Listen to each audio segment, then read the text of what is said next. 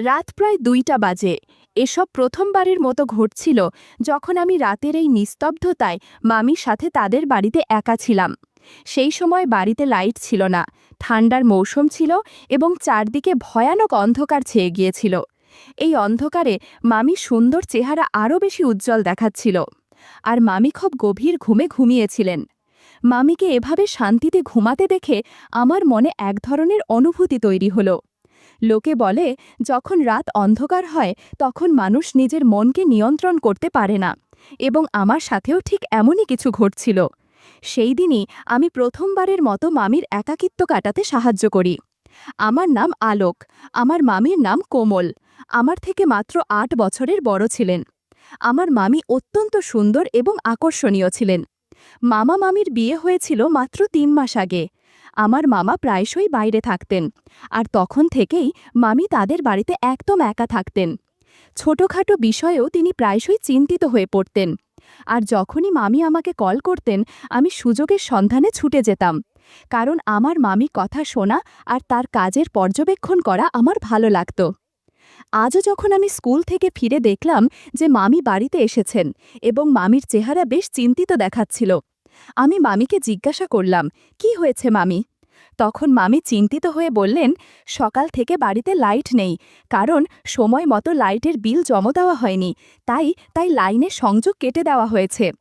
এ কথা বলতে বলতে মামির চোখে একদম জল চলে এলো।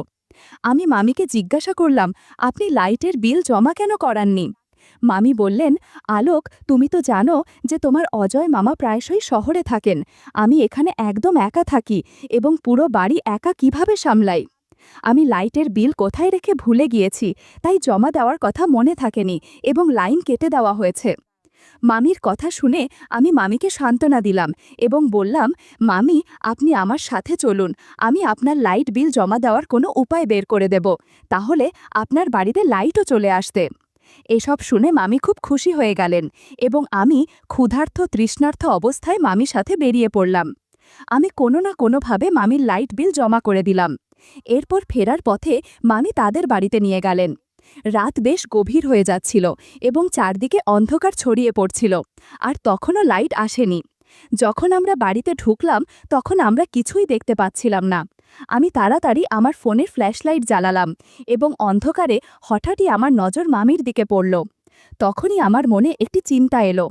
আমি মামিকে বললাম, আপনি বেডরুমে গিয়ে বসুন, আমি দেখি বিদ্যুতের জন্য কোনো ব্যবস্থা করতে পারি কিনা। মামি বললেন, আলোক, আমার অন্ধকারে খুব ভয় লাগে, তাই তো তোমাকে আমার সাথে নিয়ে এসেছি।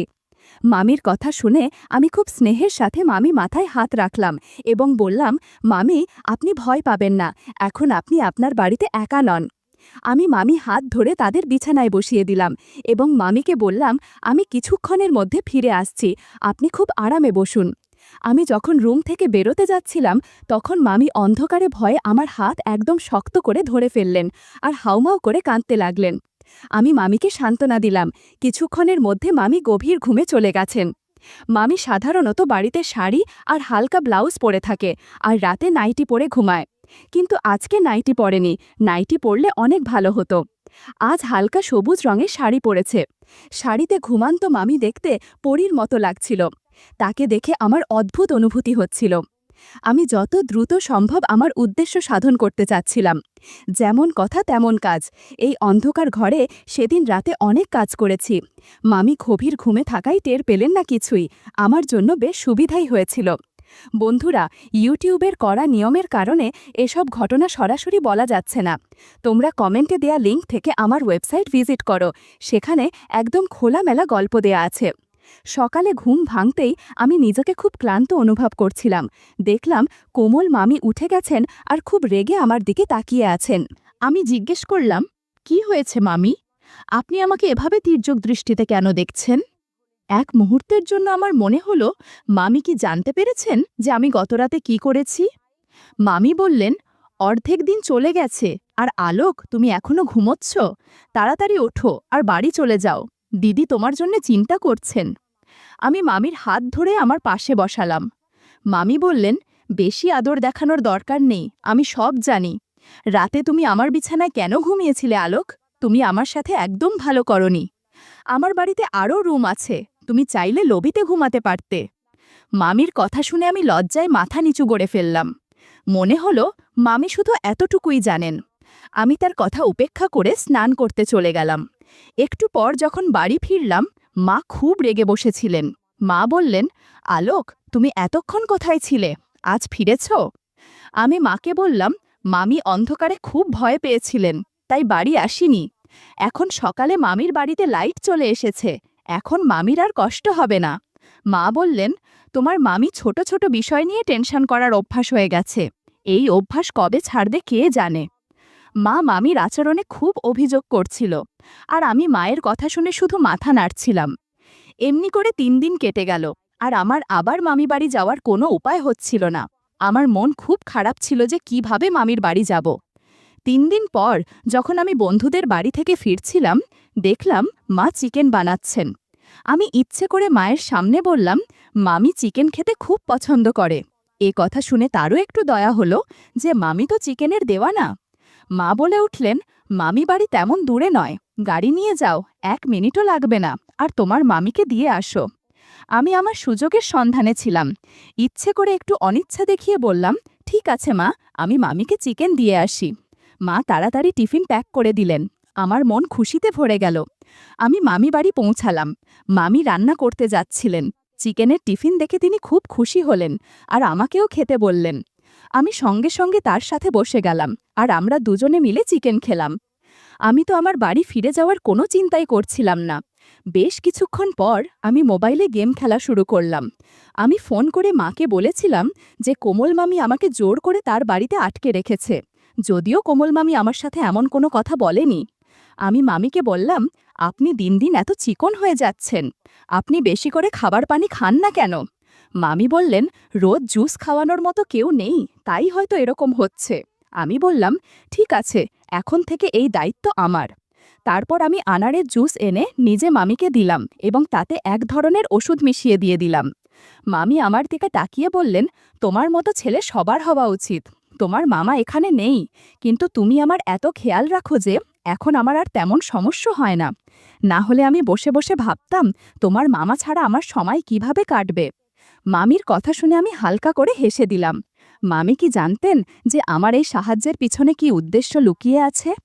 আমি তো সবসময় সুযোগের খোঁজে থাকতাম। মামি সেই জুস খাওয়ার পর খুব গভীর ঘুমিয়ে পড়লেন। গত রাতের মতো আজকেও একটি কাজ করলাম। পরের দিনও আমি সকালে অনেক দেরি করে উঠলাম। যখন উঠলাম, মামিও আমার সাথে উঠে পড়লেন আর বললেন, তুমি রাতে আমার বাড়িতে কাটিয়েছ, তোমার মা খুব চিন্তিত হবেন। আমি বললাম, না মামি, আমি মাকে ফোন করে বলেছি, তাদের কোনো টেনশন নেই, মা নিশ্চিন্তে বাড়িতে আছেন। দুপুরের দিকে প্রায় ১টার সময় আমি বাড়ি ফিরে এলাম। মা আমাকে বললেন, তোমার পড়াশোনায়ও একটু মন দাও, না হলে তুমি তোমার মামি চাকর হয়ে যাবে আর তোমার পুরো জীবন নষ্ট হয়ে যাবে। আমি মাকে বললাম, মা, আপনি কি ধরনের কথা বলছেন? সে আপনার ভাইয়ের স্ত্রী, একা বাড়িতে থাকেন, যদি আমরা মামির কিছু কাজে লাগতে পারি তাতে কি ক্ষতি? এখন আমি ঠিক করেছি যে আমি প্রতিদিন রাতে মামির বাড়ি যাব, যাতে তার পাশে থাকতে পারি। আশেপাশের প্রতিবেশীরা বলেছে যে এখন গ্রামে অনেক চুরি হচ্ছে। এই অবস্থায় মামিকে একা রাখা ঠিক হবে না। আমার কথা শুনে মা টেনশনে পড়ে গেল আর বলল, ঠিক আছে, তুমি রোজ রাতে তোমার কমল মামির বাড়ি যাও, কিন্তু সকালের সময় মতো ফিরে আসবে। এরপর থেকে আমি প্রতিবার আনার জুস নিয়ে মামির বাড়ি পৌঁছে যেতাম। সেই জুসে ওষুধ মিশিয়ে তাকে দিতাম, আর মামি গভীর ঘুমে পড়লে আমি আমার সুযোগের সদ্ব্যবহার শুরু করতাম। এখন আমি আমার এই কাজে খুব খুশি ছিলাম। আমি খুব সহজেই মামিকে বোকা বানিয়ে দিতাম। মামি এখন প্রতি রাতেই আমাকে তার বাড়িতে থাকতে বলতেন, এবং এখন মায়েরও কোনো টেনশন ছিল না। কিন্তু এটা আমার জন্য খুব কঠিন হয়ে পড়ছিল যে রাতে এত পরিশ্রমের পর আমাকে সকালে খুব তাড়াতাড়ি উঠতে হতো। একদিন কোনোভাবে মামির আমার ওপর সন্দেহ হলো। সেই রাতে আমি জুস নিয়ে মামির রুমে গেলে মামি বললেন, আমি জুস খাওয়ার কিছুক্ষণের মধ্যেই গভীর ঘুমে পড়ে যাই এবং একবারও রাতে উঠি না, যদিও আগে এমন হতো না। আজ দুপুরে ঘর পরিষ্কার করার সময় যখন ডাস্টবিনে আবর্জনা ফেলতে গেলাম, তখন একটা ওষুধের প্যাকেট আর একটা বেলুনের প্যাকেট দেখতে পাই।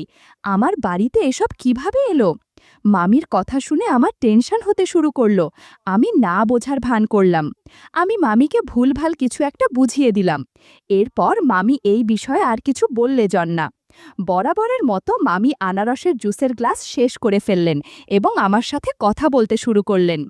আমি মনে মনে খুশি হলাম। কিছুক্ষণ পর মামি আবার ঘুমিয়ে পড়লেন এবং আমি আমার কাজে মগ্ন হয়ে গেলাম। এসব করতে আমার প্রচুর আনন্দ লাগছিল। আমি কখনো ভাবিনি যে এত সহজে সব পেয়ে যাব। তিনি কখনো আমার উপর সন্দেহ করেননি আর বুঝতেও পারেনি যে আমার উদ্দেশ্য কী।